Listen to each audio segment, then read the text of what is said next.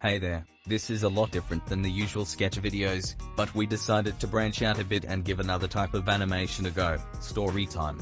Now I know some of you will say, you copied the odd ones out or some other big animator, but everyone has stories to tell, not just them. So let's get into it.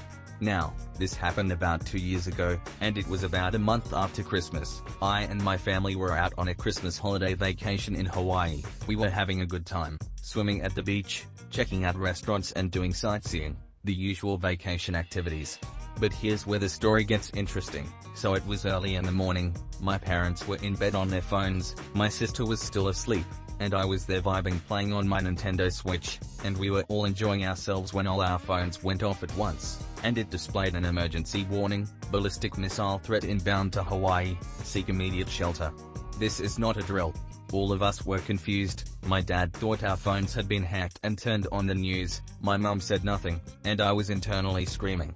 We weren't residents of Hawaii, we had no idea what to do in this situation, but we just kind of shrugged it off, thinking the hotel would notify us of any threats, so I went back to my games while my parents continued internally screaming.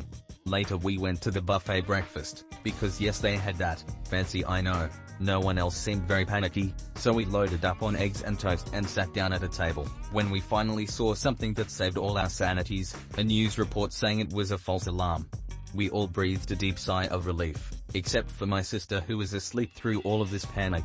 Now I'd just like to say that I was worried and panicked, but imagine how the actual residents of Hawaii felt. They trained for this. This was their home, and they thought it was going to be blown up.